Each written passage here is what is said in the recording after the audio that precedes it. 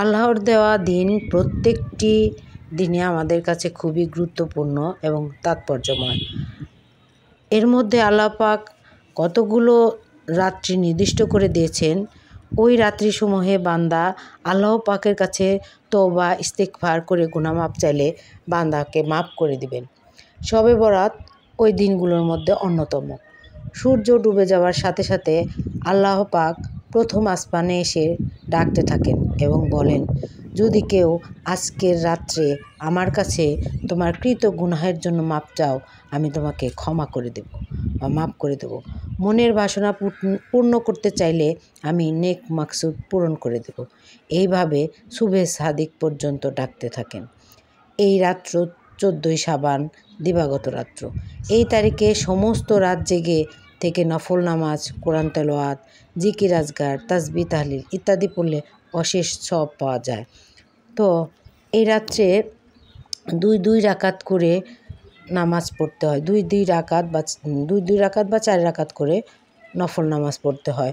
প্রত্যেক রাকাতে সূরা ফাতিহার পর সূরা কদর পড়ার নিয়ম আছে। তবে সূরা কদর না পারলে অন্য সূরাও পড়া যাবে। কত রাকাত নামাজ পড়তে হবে এর কোনো ধরাবাঁধা কোনো নিয়ম নেই। সারা রাত্রি যদি আমরা জেগে নফল ইবাদত করি, আল্লাহকে ডাকি, তাহলে আল্লাহ তাআলা অবশ্যই আমাদের মনের আশা পূর্ণ করবেন এবং আমাদের যত পাপ আছেন সেগুলো আমাদেরকে ক্ষমা করে দেবেন। তবে আমাদেরকে মন থেকে তাকে ডাকতে হবে, আল্লাহকে ডাকতে হবে এবং আমরা যে এত বছর বা সারা বছর গুনাহ করেছি সেগুলোর জন্য আল্লাহকে ডেকে বলতে হবে, হে আল্লাহ, তুমি আমাদেরকে গুনাহ মাফ করে দাও, আমাদের গুনাহ মাফ করে দাও। তাহলেই আল্লাহ আমাদেরকে মাফ করে দেবেন। এই দিনটিতে আল্লাহ তাআলা মানুষের রুজি রোজগার, হায়াত মৌত সব কিছু লিখে থাকেন। এজন্য আমরা এই রাত্রিটা এবং এই দিনটাও কিন্তু অনেক গুরুত্বপূর্ণ।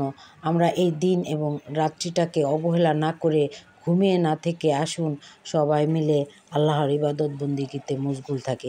অনেকেই বলেন শবে বরাতের কোনো নির্দিষ্ট কোনো নামাজ নেই। হ্যাঁ, নির্দিষ্ট নামাজ নেই, কিন্তু এই দিনটা অনেক গুরুত্বপূর্ণ। যেমন প্রত্যেক মাসের চেয়ে যেমন রমজান মাসটা আমাদের জন্য এই গুরুত্বপূর্ণ। রমজান মাসে যেমন নেকির পরিমাণ বৃদ্ধি করা হয়, তেমনি এই শবে বরাতের রাত্রিটা আল্লাহ আমাদের জন্য দিয়েছেন অনেক মহিমান্বিত রাত এটা। এই রাত্রে আমরা আল্লাহর ইবাদত বন্দেগীতে মশগুল থাকবো, তসবিহ পড়ব, তারপর ইস্তেগফার পড়ব, কোরআন তেলাওয়াত করব। যত দূর সম্ভব আমরা রাতটা জেগে আল্লাহর ইবাদত বন্দেগীতে কাটাবো। তো আসলে এই শবে বরাতের রাত্রি মনে হলেই একদম কেমন জানি একটাই হয় যে মহান আল্লাহ তাআলা আমাদের জন্য এত সুন্দর একটা রাত দিয়েছেন যে আমরা এই রাত্রে যদি ইবাদত বন্দেগী করি, আল্লাহকে ডাকি, আল্লাহ আমাদেরকে সমস্ত গুনাহ মাফ করে দিবেন।